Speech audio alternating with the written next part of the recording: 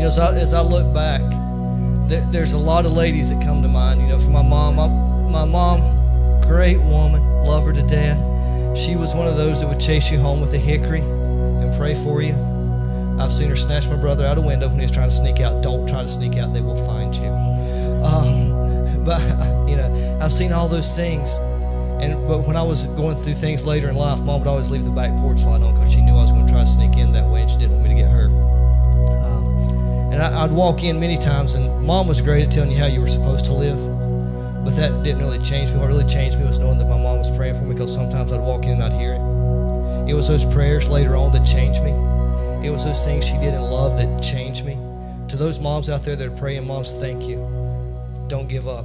I don't know about you, but I felt something shift in that last song. Kind of the atmosphere began to shift, because it made me begin to realize and focus on the fact of we're not just a little Jesus box in the corner, but that when 2 or 3 gather together, He's in the midst, and that He's here, that He's in this place. I believe He's already touching hearts and already doing things and moving in people's lives. And I never will forget, when it comes to Mother's Day, I can't help but think about my grandma. Now, she wasn't really my grandma, but we called her Grandma because she kind of took us in after our house burned down. And we lived with her for a long time. Now, don't get me wrong, she got on my nerves a lot, because she'd sneak around. If I was trying to watch TV, she'd turn it off. What are you doing? And I'm going to say, she was one of those old holiness people. You didn't watch TV. I don't know why she had one. It was only for the news or something. That was sanctified. You could watch the news. Outside of that, nothing else. She'd flip it off. If I had a comic book, she'd kind of get rid of it. But she'd also strike off on Sunday mornings walking to church if we happened to be running late, because she's trying to drag us with her, but we'd pick her up on the way. She's going to get there one way or the other. But I never will forget, she had a lot of those people praying for me, and she pulled me in a lot of the right directions. And she drugged me to church and my family, whether we wanted to be there or not sometimes. And she had people praying for us. Ladies, thank you for what you do. I would not be who I am without my mom, without those ladies that have had the influence in my life, without my wife that stood by me through good, bad, ugly, a lot of things. And I'm thankful that she didn't quit praying for me when a lot of people probably told her that it was too late. God couldn't change me. God couldn't change things. And a lot of you see Alicia with her own children, right? A lot of you do. A lot of you can't see this picture from where you're at, but this is one of our grand adventures in Haiti. She's always a mother, guys. Wherever she's at, she's a mother. She's finding a child that needs a little bit of love, and she's sharing. And I've told you that out of all my degrees, out of all the things that I happen to have accomplished in life, and some of those things are falling apart right now in front of my face, so as I look at work and different things. But some of my proudest moments are feeding some of those children that were hungry a peanut butter sandwich. And some of these children, just to have love, meant a lot.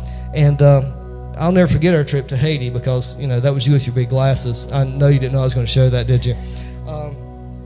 This is her with John, a young man she wanted to bring home with her, but the government won't let you do that. But you remember John. They just struck up a relationship, and wherever she's at, she's honest. But there's a love that pours out through it. There's a love for children, for people, that's touched even my life. And here we were, touring one of the farms with the boys. And this is, of course, her and John. Like I said, John really latched on to her. I don't know why. But maybe he needed a mom to love and to share a little hope and to pray with him. And as I go through some of these, I see these pictures, and some of them are beautiful. And I've always told Alicia, you need to leave your hair down. Your ears are kind of funny. She looks like Will Smith if you look at the ears. Just joking. But this is one of the pictures we also snapped while we were in Haiti. And that's one thing I admire about you and your motherhood, is you're never scared to get out on the water where things are unsure, where you don't know quite where things are headed. And sometimes motherhood is unsure and it's scary. And you never mind mending the nets with me, because there's some nets we've tore up along the way. There's some things that in our family are a little, dysfunctional at times, right? That we tear up. And who's staying up late at night mending those nets a lot of time is her. The relationships in our family, she's mending. That's what mothers do. And like I said, I know you've always seen Alicia with her own children. I really want to show you another side of her, that motherhood is not just your children, guys. It's everybody around you, and the way you pour out that love And some of you that have never had children have had more influence on children than anyone. But to me, this is what a mother looks like. Someone that's willing to take that adventure and go wherever your faith leads you and be honest. And, take those grand adventures. Guys, life is unsure. Where God's going to call you is unsure. Growing up in Sawmills, I never thought I'd get the privilege to go to places like Haiti. You see why I love being a missionary? It's my heart. I love going. I love being there. I love being the hands and feet of Jesus. And maybe it's just part of who I am. I love feeding people. You do. You do it every day. You do it and I love being there for families that need just a little something. But when I think of a Mother's Day message, I'm not going to lie to you and tell you that I know what it's like to be a mom. I don't have a clue. So I thought I'd let a mom that I really admire speak to you today. I'm not going to pretend I know what it's like to be a woman. I have no clue. I mean, probably I would have more hair at least, right? I told her she was really nervous this morning, and it's so cute. It's so cute to see. She's talking yesterday, and she's like, "I'm not a preacher like you," and I'm like, "You think I'm a preacher? Thank you. I've been working hard at this for a long time. Thank you." But and it's not like you're supposed to be. You do what God calls you to do, and a lot of times when you think that you have a decent preacher, never forget that the honesty that lies behind him that drives him a lot of times is this woman. That the guy that stands now wouldn't be standing in this little Jesus box in the corner of nowhere if it wasn't for her praying. Anyway, Alicia. Honest day is Honest day. Thank you. I didn't plan on getting emotional before I got up here, but thank you for doing that. And as he said, I'm very nervous. So this is something we did last year at Mother's Day. I spoke, and for some reason he wants to continue the tradition. So we kind of have tag teamed on this message, and you'll hear part 1 today. If you come back for Father's Day, you'll hear part 2. But it is entitled Welcome to the Hood. Hence my shirt that I've seen several people trying to read my shirt this morning. But welcome to Evident Church. If you're a visitor, you're not a visitor, we love you all. Happy Mother's Day. And I'm glad that 3 of my 4 children are here, and then a lot of my adopted children are here. So happy Mother's Day to all the mothers. And welcome to the Hood. I'm like I say, I'm nervous, so I'm going to try not to just look at my paper, but just bear with me. So in the Hood, I'm sure you recognize names such as motherhood, fatherhood, parenthood, sisterhood, brotherhood, adulthood, childhood, neighborhood. But you also belong to a royal priesthood. So what does it mean to be part of the Hood? Using hood as an adjective, it is someone who is from an inner city, expresses the essence of urban culture. Describing a person as hood can be a positive compliment. Many people that are hood are successful, classy individuals who not only survive the perils of the inner city, but love their hometown and have the desire to make it a better place for everyone. Many hood people grew up in middle-class households. They are homeboys and homegirls. And Psalm 133:1 says, "How good and pleasant it is when God's people live together in unity." So that's what we're doing, living together in unity in our hood. And so with that, I came up with an acronym for hood. It is H is honored, O optimistic, O ordinary, and D dysfunctional. And our family's a little bit of all that every day. So for H, since we're honoring mothers today, let's start with honor. To honor means to give high respect or great esteem. Jesus gave high honor to his mother even while he was hanging on the cross. He honored the Samaritan woman by giving her living water.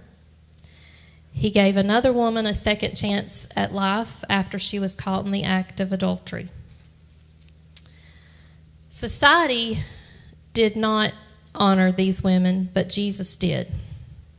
There are many other women in the Bible that Jesus showed honor to. He showed honor, value, dignity, and respect, including you and me. He gave us the highest honor possible, which was his life. He died for us. The Bible teaches us that we are to honor our mothers, fathers, preachers, etc. Matthew 19:19 says, "Honor your father and mother and love your neighbor as yourself." So when you think no one honors you, remember Jesus does, and that he has done more to elevate the status of women to a position of high honor and respect than any other man, dead or alive. Oh, optimistic.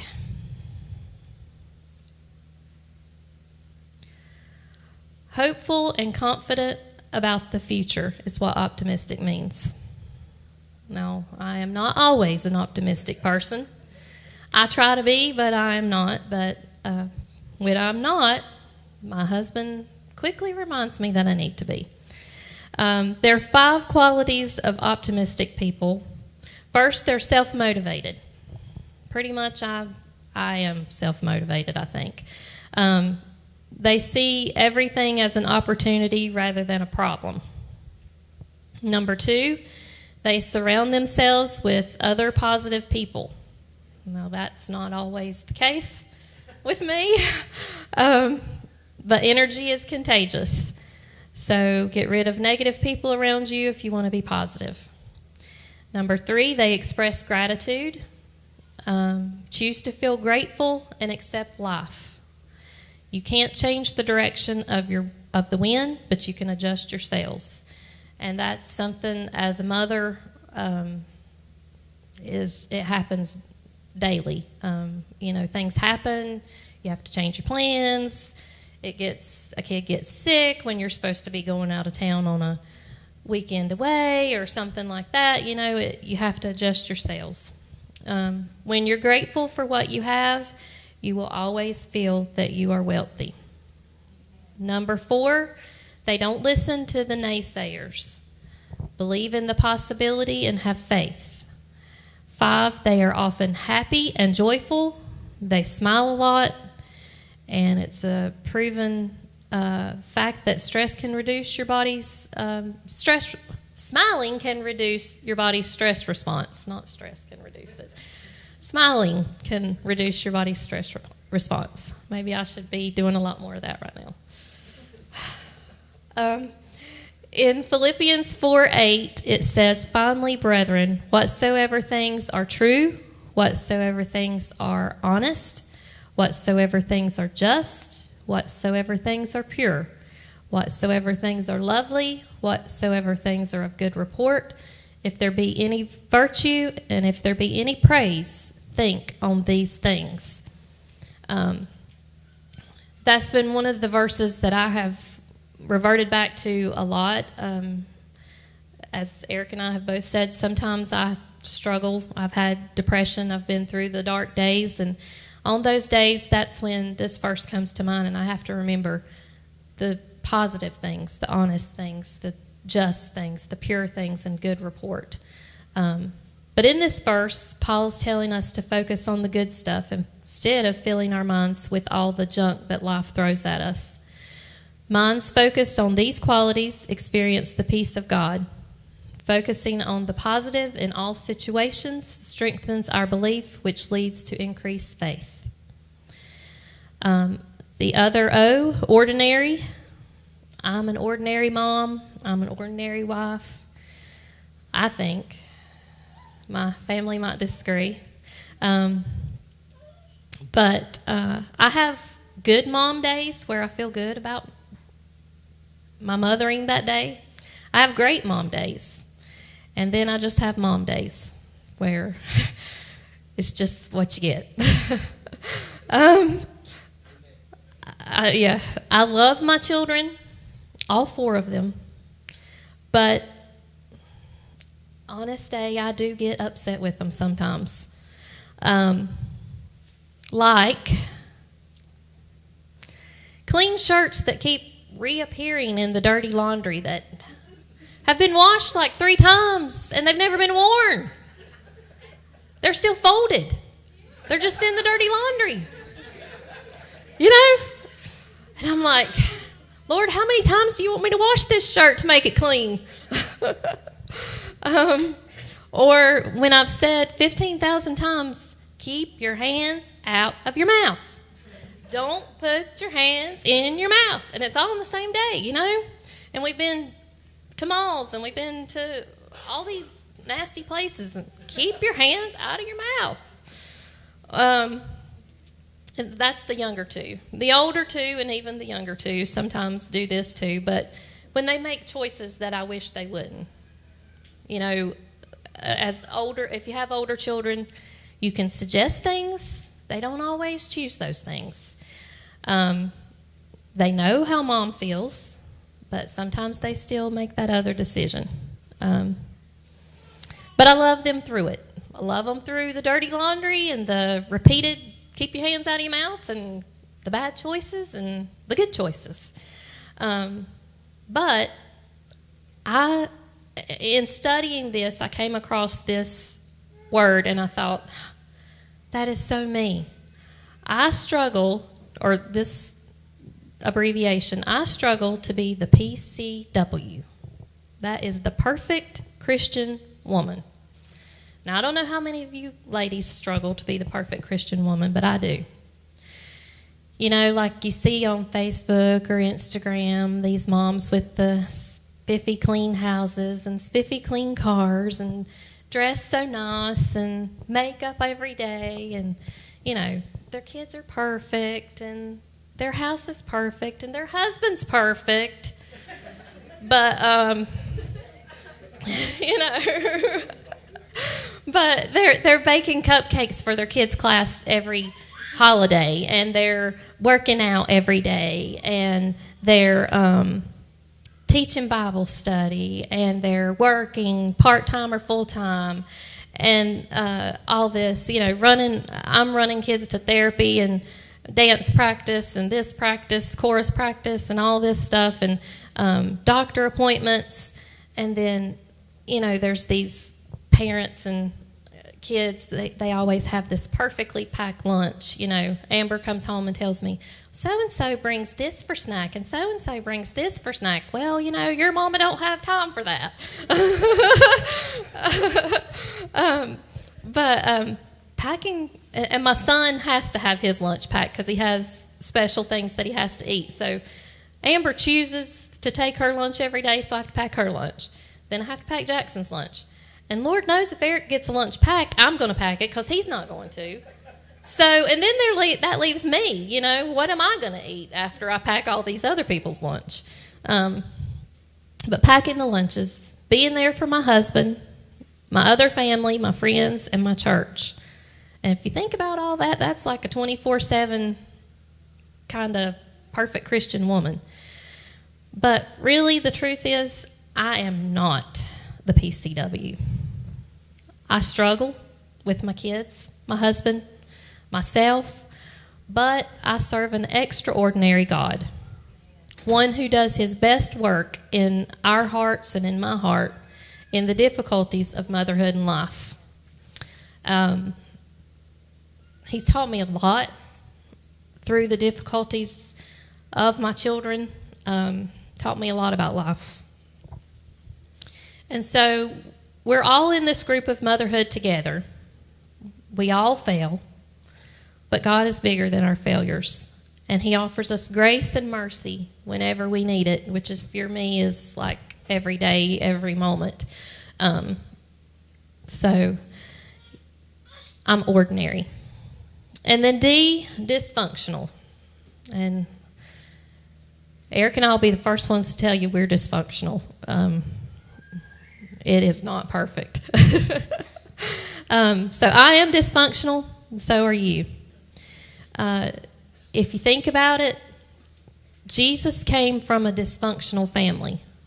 He was born of a virgin, and he was not Joseph's physical son. So that was the first dysfunction. Dysfunction is an abnormality or impairment in the function of something, or in other words, a malfunction. There are many types of dysfunction. There's family dysfunction, which is abnormal characteristics in what the makeup of the family should be.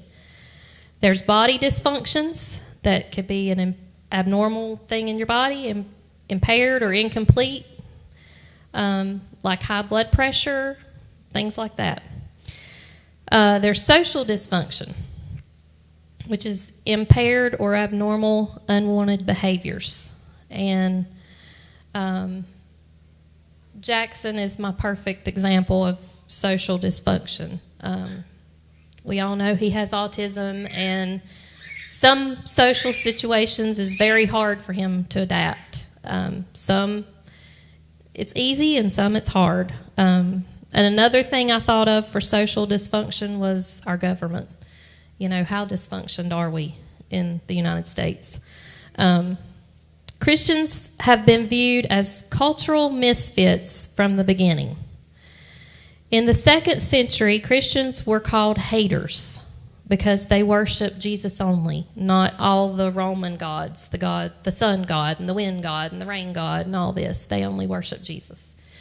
So for Romans, the idea of worshiping a crucified person was insane. Crucifixion was a symbol of shame and rejection. So why would you follow someone who suffered with such indignity? There's no such thing as an average, normal, ordinary, lukewarm Christian. To be like Christ is to be radically abnormal. So it's perfect to be dysfunctional. No matter how dysfunctional we are all equal at the foot of the cross. It doesn't matter if you've never done anything wrong or you've done everything wrong at the foot of the cross. He looks at you the same. And then sometimes we have to accept that normal is abnormal, and it's okay. We are called to be in the world, but not of the world. If our life looks different from the norm, we consider ourselves not successful. All of our lives are different. What's normal for you seems dysfunctional for me, or what's normal for me seems dysfunctional for you. A little example of that is when my mom broke her arm and had to come stay with us for a month. I think she really had no idea how scheduled and busy our lives were until she stayed with us for a month and realized, she's not just sitting around on the couch twiddling her thumbs. But it's not God's goal to make us fit into the world around us. It's His goal to make us look more like Him. And if you're like me, some days you feel honored. Some days you feel optimistic. Some days you feel ordinary. And some days you feel dysfunctional. But God is on your side through it all. He wanted you to be part of His hood. So He gave His life in your honor so that you can be optimistic about your ordinary but dysfunctional self. He died to give you and I an everlasting, abundant life that we are assured He is always with us and He loves us unconditionally. That's all I have. I'm going to turn it back over to Eric. I'm short and sweet and to the point. But stay tuned for part 2 because I'm sure his part will be much better than mine. I doubt that. Guys, it perfectly describes us, doesn't it? Welcome to the hood. Mothers, welcome to the hood. You new mothers, tell Bree we said welcome to the hood. It's going to be awesome and exciting. Motherhood is a beautiful thing looking at it from the outside. I have no idea how it feels from the inside, but it's awesome to watch and see. But guys, let's all stand for just a moment. I don't know about you, but just speaking as a parent, sometimes You know, it is tough. It really is. When you sit and you watch and you worry about those children, you know, let's take just a moment and pray for our parents in the room this morning. Father, as we come before you, we want to thank you. God, we thank you for the mothers in this room. Lord, the love and the hope that they pour into our lives every day. And Lord, for those moms that always point back to Jesus, God, we thank you for those that try to direct us in the right ways. God, we want to honor those mothers this morning. We thank you, God, that they're with us. God, I pray that you shed your love in their lives, God, that you encourage them. Because, no, Lord, I can't imagine how exhausting it is to be a mother. I can't imagine the emotional exhaustion, the physical at times. God, give them strength. God, let them know that we love them. Because, God, I see the women in our society changing lives and changing lives and changing lives. God, let's encourage them. And God, for those mothers struggling this morning, God, I know that sometimes it's a struggle. Sometimes Mother's Day comes with looking and seeing that your mother's no longer with you, or that you've lost a child that you loved. God, I pray that you comfort those mothers today. God, that you let them know that you've got this, that it's okay. That, Lord, you're wrapping everything in love, that you're moving in their lives. God, send them comfort, because we know you're the only one that can bring comfort into our loss, into our pain.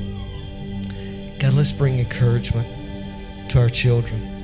God, just as parents in general, God, I ask, God, that you give us wisdom, that you give us the right words, the right timing to point our children towards you. Because, Lord, if I fail at everything else, but I point my children to you, Lord, I'm a success. God, give us that wisdom and that timing. Amen. Guys, thank you so much. You know, when I look at my children, I'm so thankful. We got a couple miracle kids. I don't know if anybody else has any of those, but we have a couple. And it's such an honor to be the parent to the children that I am. You know, when Jackson, you can't get him to shut up now. You know, the first one to hear him speak was his mother. They said he might not talk. We're on vacation. We're going to try to save the money to go back to that one spot one day, because I just want to stand in that same spot and say, thank you, Lord. Thank you that your promises were yes and amen. But we're on vacation that her boss had so generously donated to us, which hopefully he'll do again one day. But we were in Disney, and Jackson, they said, may remain nonverbal totally, may never speak. They were preparing us, and that's what good physicians do, is they prepare you. They prepare you for what might be. And they had prepared us that Jackson may never speak. And as we were on vacation, we're in China getting ready to watch the Chinese acrobats, because that's just some crazy stuff. That's some crazy stuff. We're going to watch them. And Alicia's like, out there beside his stroller. I don't know what they're doing, just mother-son stuff or whatever. And she's like, he said yes. God's promises are yes and amen, aren't they? And I'm like, no, I don't think so. I thought that it was just a mother's optimism, a mother's hope. And throughout the day, the more I heard it, it was a whispered yes, a whispered yes, a whispered yes. God honored you that day, that you were the first one to ever hear a word that Jackson would speak. And now you can't get him to shut up, and you're like, shh. But I mean, it's a beautiful thing that sometimes God honors women. Guys, today, if you have a mom, love on them. After you leave here, pick up the phone, go by the house, go hang out. Let them know you love them, because they are some special people that will never give up on you 90% of the time. The people that never gave up on me was my mom and my wife. When everybody else gave up and thought he'll never hold a mic and talk about Jesus again, Mama didn't give up. Mama kept praying. Alicia kept praying. Man, didn't God do it? Won't he do it? Guys, today I think they have something special they're going to do, so I'm going to get out of the way. But as soon as you leave here, if your mom's here, grab her, hug her, tell her thank you for believing in me. Thank you for loving me. If she's not, you go find her when you get out of here, okay? All right, I'm going to turn this back over to who's doing something special. Here you go.